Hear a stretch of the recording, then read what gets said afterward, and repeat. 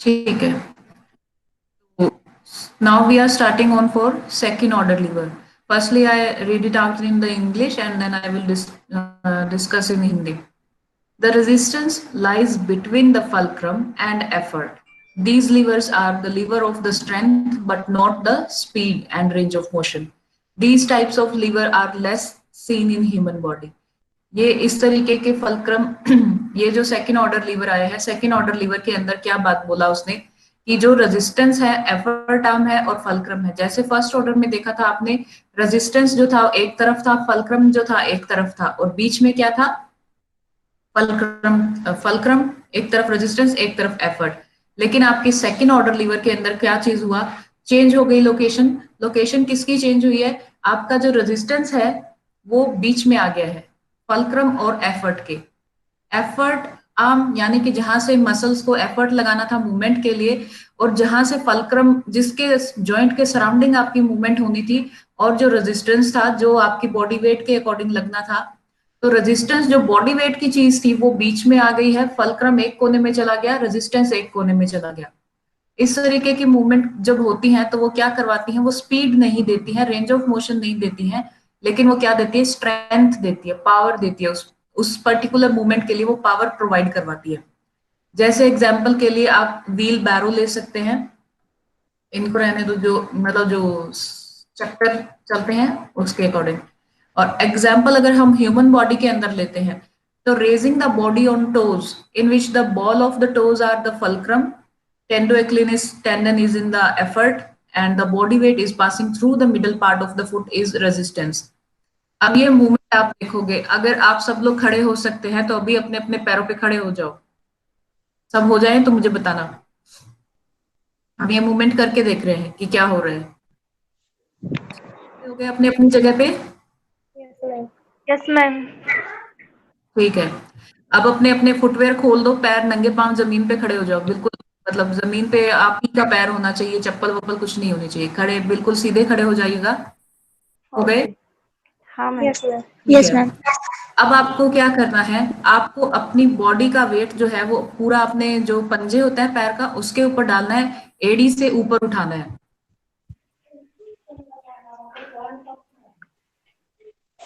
Yes ma'am. उठा उठा पा रहे हो? अब आप ये यस देखो, मैम। जहां पे मेरी पेंसिल है ना, आप ये देखो अपने पैर का जो ये हिस्सा है, जहां पे मेरी पेंसिल है, पैर का ये हिस्सा आपको दिख रहा है जहां पे मैं पेंसिल कर रही हूँ? Yes ma'am. Yes ma'am. आप जब खड़े हुए थे अपने पंजों के ऊपर, तो वजन सारा जो चेंज हो रहा था वो इसी मसल में आपको चेंज फील हुआ था कि यहाँ पे ये चेंज हो रहा है, या इस मसल में जोर लगने से मैं ऐसे पैरों पे खड़ी हो पाई हूँ? यस मैम, स्ट्रेच हो रहा है। Yes ma'am. हाँ, ये स्ट्रेच हो रहा है। तो अब आप ये देखो कि मूवमेंट जो होगी ना वो एफ की वजह से होगी। एफ आपका पंजा है, पंजे के ऊपर, पंजे को तो आपने स्टेबल कर रखा है। अब अगर आप पैर ऊपर नीचे करते हो, ऊपर नीचे करते हो, तो पंजे के रिस्पेक्ट में आप ऊपर नीचे कर रहे हो। Yes ma'am. Yes ma'am. और अगर इसको और बेहतर तरीके से देखोगे ना, तो वो बेहतर तरीका ये होगा कि सीढ़ियां अगर होंगी घर में, तो आधी सीढ़ी के ऊपर पैर मतलब सीढ़ी के ऊपर आधा पैर रखना, मतलब पंजे का हिस्सा रखना, बाकी खाली रखोगे। खाली रखोगे तो आप देख पाओगे कि एड़ी का हिस्सा ऊपर और नीचे दोनों तरफ खुली हवा में जा पा रहा है। और वो किस joint के रिस्पेक्ट में जा रहा है, पंजे वाले ज्वाइंट के रिस्पेक्ट में जा रहा है। तो पंजे वाला ज्वाइंट क्या बन गया, फलक्रम पॉइंट बन गया। Yes ma'am. इस बात को फलक्रम पॉइंट बना, और फिर जो हमारी पैर की जो मसल थी, हमारे घुटने के पीछे वाली जो मसल्स थी, वो क्या बनी, वो मसल काम करवाने वाली बनी, क्योंकि जैसे ही आपने पैर ऊपर उठाया आपको पता लग गया कि इधर से मसल काम की है। ऐसा सबको फील हो गया था? Yes ma'am. Yes ma'am. उसके बाद में आप देखोगे कि जैसे जैसे आप कितनी देर तक यहाँ पे ऐसे खड़े रह सकते हो, ज्यादा से ज्यादा 1 मिनट। उसके बाद में आपको बॉडी का वेट नीचे लेकर आएगा, और बॉडी का वेट कहाँ से आएगा, एडी में से आएगा। ठीक है, अब आप देखो यहाँ पे रेजिस्टेंस पॉइंट क्या बन गया आपका, एडी। अब अब हम अगर ऑर्डर देखें तो सबसे आगे क्या कौन था, फलक्रम था, क्योंकि वो उसके बीच में एडी आई, एडी के बीच एडी कहाँ, एडी क्या थी, रेजिस्टेंस थी, क्योंकि वो बॉडी वेट दे रही थी। और एफर्ट आर्म कहाँ था, वो तो काफी पीछे रह गया। Yes ma'am. तो एफर्ट आर्म कोने में आ गया, फलक्रम कोने में आ गया, बीच में क्या आ गया, रेजिस्टेंस। अगर ऐसी कोई मूवमेंट हो जिसके अंदर रेजिस्टेंस जो होगा वो एक सेंटर पॉइंट बनाएगा, इधर आपका रेजिस्टेंस वो एफर्ट आर्म आ जाएगा, इधर आपका फल्क्रम आ जाएगा, बीच में रेजिस्टेंस आ जाएगा। अगर ऐसा कुछ हो तो वो मूवमेंट हमेशा की हमेशा सेकंड ऑर्डर लीवर बनती है। आ गई बात समझ में सबको कि सेकंड ऑर्डर लीवर क्या था? Yes, ma'am. Yes, किसी को ma'am. कोई डाउट है जिसको ये लगता हो कि नहीं ये तो सेकंड ऑर्डर नहीं है? No, ma'am. सब अग्री करते हैं कि ये सेकंड ऑर्डर लीवर बन गया? Yes, ma'am. Yes, ma'am. Yes, ma'am. ठीक है, बैठ जाओ, अब सब बैठ जाओ। This variety always having the mechanical advantage, so that varieties of lever are called the lever of the strength। और ये जो इस तरीके का जो मूवमेंट हुआ या इस तरीके की जो फंक्शनिंग होती है सेकंड ऑर्डर लीवर, यहाँ पर क्या हुआ था, ये मूवमेंट या रेंज ऑफ मोशन प्रोवाइड नहीं करवा रही, ये स्ट्रेंथ प्रोवाइड करवा रही है। अगर आप ये मसल की एक्सरसाइज करते हो तो इससे आपकी जो ये काफ मसल है, जो ये एफर्ट आर्म है, स्ट्रांग होती है, ये मजबूती आती है इसमें। और ये जो टेंडन है, टेंडो एक्लिनियस टेंडन, यहाँ पे ये जो काफ मसल्स है इसके सराउंडिंग जो टेंडन्स हैं जो नीचे तक आ रहे हैं, ये फंक्शनली आपको इस सपोर्ट करते हैं इस मूवमेंट को करने के लिए। इसलिए इनको आपने फंक्शनल आर्म बोला या फिर सॉरी एफर्ट आर्म बोला, और जो एडी थी उसको आपने रेजिस्टेंस बोला, और जो फल्क्रम था वो आपने पंजे को बनाया क्योंकि उसके सराउंडिंग ही ये मूवमेंट हो पा रही थी। इसलिए ये आपका सेकंड ऑर्डर लीवर हुआ। अभी है third order liver. Third order liver क्या है? The effort lies in between the fulcrum and the resistance. अब इस क्या हुआ है, एफर्ट आर्म बीच में आ गई है, रेजिस्टेंस एक कोने में चला गया, फल्क्रम एक कोने में चला गया, बीच में क्या आ गया, एफर्ट आर्म। अंदर क्या हुआ था, रेजिस्टेंस बीच में आ गया था, एफर्ट और फल्क्रम साइड में रह गए थे। अब थर्ड के अंदर बारी तो एफर्ट की है बीच में आने की, क्योंकि फर्स्ट टाइम के अंदर तो एफर्ट बीच में था, सेकंड टाइम के अंदर फर्स्ट टाइम के अंदर फल्क्रम बीच में था, सेकंड टाइम के अंदर रेजिस्टेंस बीच में था, तो अब थर्ड टाइम में किसकी बारी आ गई, एफर्ट की बारी आ गई। Effort की. बीच में आ जाएगा, रेजिस्टेंस और फल्क्रम एक एक कोने में चले जाएंगे। The effort lies in between the fulcrum and the resistance, and these levers have mostly mechanical disadvantage, but the third order lever are seen plenty in human body। इस तरीके की movement जो थर्ड ऑर्डर लीवर की movement है वो हमारी body के अंदर बहुत बार देखी जाती है, बहुत ज्यादा बार। जैसे कि मेटल नेट कटर कर रहे हैं, कुछ काट रहे हैं, या फिर आप चपाती प्रेस कर रहे हैं जैसे रोटी बनाने के टाइम में वो कर रहे हैं। और अगर ह्यूमन बॉडी के अंदर अगर आप देखेंगे तो आप अब सब लोग बैठे हैं, सब लोग अपने हाथ को टेबल पर रख दीजिए, ऐसे जैसे सीधा टेबल के ऊपर हाथ रख लिया है, जैसे इस पिक्चर में दिखाया गया इस तरीके से आप अपना हाथ रख लोगे। ठीक है, टेबल पर हाथ रखा, उसके बाद में क्या करना है आपको, आपको अपने हाथ को ये जो हाथ है आपका, इसको आप अपने शोल्डर पे टच कराना चाहते हो, ऐसे टच कराना चाहते हो। ठीक है, अब मेरा हाथ टेबल पर रखा हुआ है, टेबल पे रखा हुआ, एफर्ट अगर आप लगाओगे, आप अपने इस शोल्डर वाले पार्ट पे यहाँ पे हाथ रखो, और उसके बाद में आप देखो कि मूवमेंट जब आप हाथ को नीचे से ऊपर लेके आ रहे हो तो कहाँ पे मूवमेंट आ रही है, कौन सी मसल इस चीज को काम करवा रही है। अपने अपने हाथों पे फील करो, अपने अपने बाइसेप्स यानी कि अपने अपने शोल्डर के पास अपना हाथ रखो और फील करो कि ये मूवमेंट कहाँ से आ रही है। आपकी कोहनी छोड़ना है। अब पूरा हाथ टेबल पर आपका रखा हुआ था और उसके बाद में आपने उस हाथ को उठाया और यहाँ तक शोल्डर को टच करने की कोशिश करी। इसमें आपका एफर्ट लगेगा ना वो यहाँ इधर की मसल से लगेगा। देखा इस चीज को करके? Yes, ma'am. और वापिस अगर उस हाथ को उसी जगह पे आना है तो रेजिस्टेंस यानी कि बॉडी वेट कौन प्रोवाइड करवा रहा है? बॉडी वेट आपका हाथ प्रोवाइड करवा रहा है। जब मुझे वापस नीचे जाना है तो ये वजन जो है ये ग्रेविटी के हिसाब से नीचे जा रहा है। ठीक है, और मूवमेंट किस जॉइंट के? Kishore Kumar Sharma.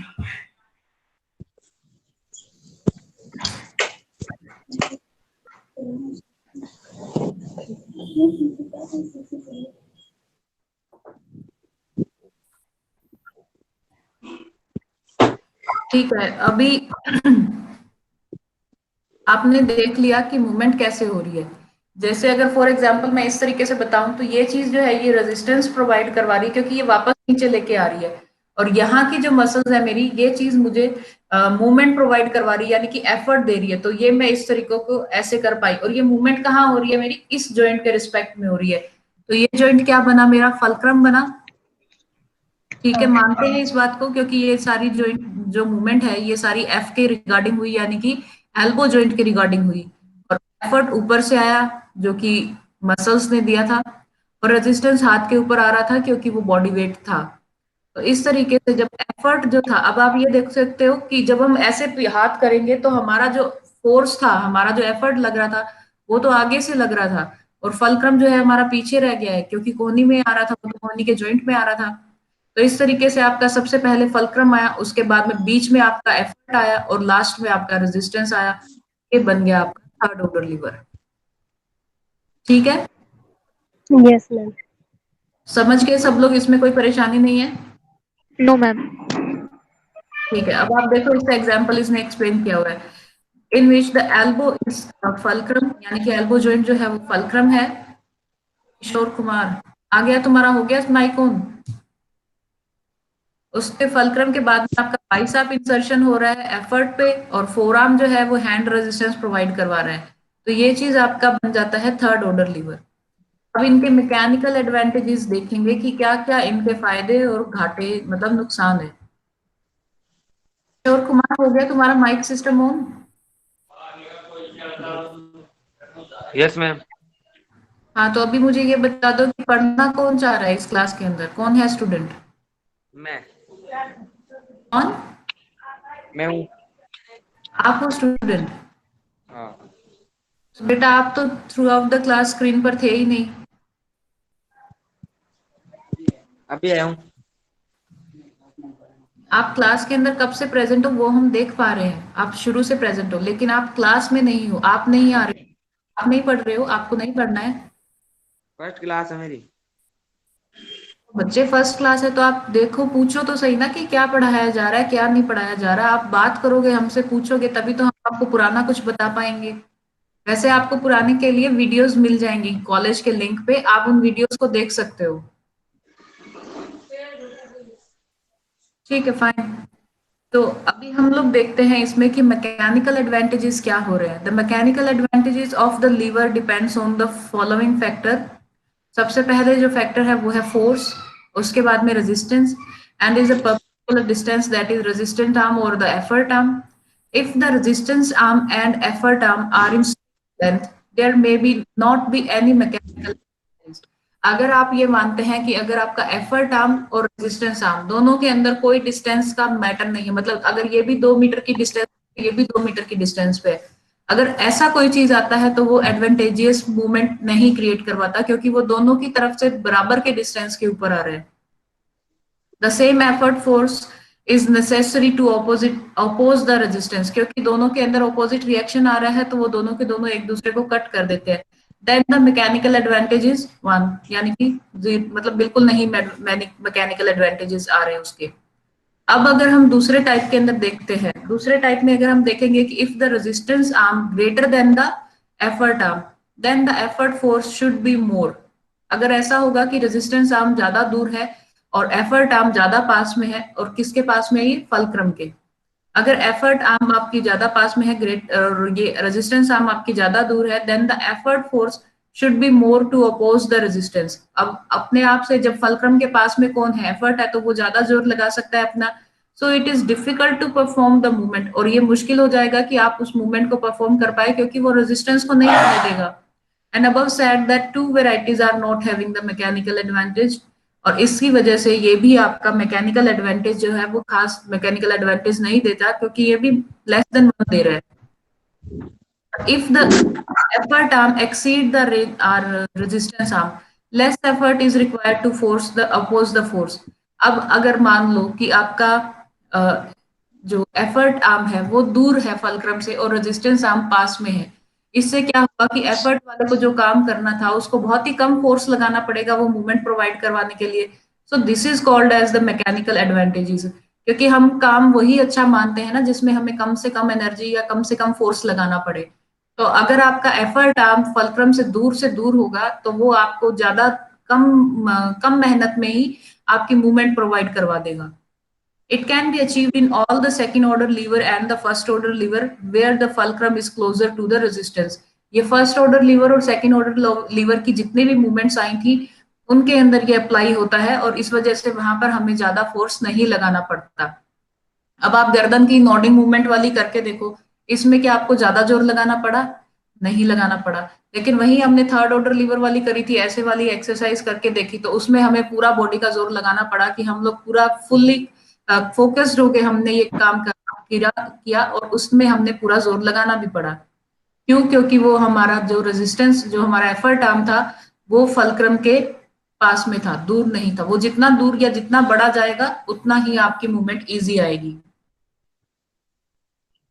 When the effort arm is more than the resistance arm, then the mechanical advantage will be more than one. And when the mechanical advantage is more than one, then less effort is required to perform the movement. अगर वो एक से ज्यादा आ जाएगा तो इसका मतलब ये है कि एफर्ट आर्म को कम जोर लगाना पड़ रहा है इन कंपेयरिंग टू आपका रेजिस्टेंस आर्म, और इस ज्यादा अच्छा मूवमेंट माना जाता है। उसके बाद में आपके पास में एग्जांपल्स आएंगे। ये हमारा टाइम्स ओवर हो रहा है, 10:15 तक आपकी नेक्स्ट क्लास आ जाएगी, पर ये थोड़ा सा है, इसको तो मैं कर ही देती हूँ, रिटेन भी कर लेंगे इसको। In first order lever there is no rule of mechanical advantage. First order lever में कोई मैकेनिकल एडवांटेज की बात नहीं आती है। ईए में बी ग्रेटर और लेसर और इक्वल टू आर ए। यहाँ पर एफर्ट आर्म या तो ज्यादा भी हो सकता है, कम भी हो सकता है, बराबर भी हो सकता है। Among these, if the EA is greater than the range of resistance arm, it gives more mechanical advantage. यहाँ पे आपको ज्यादा मैकेनिकल एडवांटेज मिलेगा। In all second order liver the mechanical advantage is greater than one. Second order liver के अंदर mechanical advantage greater than one था, इसलिए वो ज्यादा बेटर था। लेकिन in all the third order liver mechanical advantage is normally less than one. वहां पर लेस देन वन है, इसलिए वहां पे हमेशा आपको जोर लगाकर ही मूवमेंट करनी पड़ती है। So the effort should be more to produce the movement, इसलिए हमें हमेशा एफर्ट लगाकर ही मूवमेंट करनी पड़ती है। ये आपका हो गया आज का order, first order, second order liver और थर्ड ऑर्डर लीवर कंप्लीट हो गया।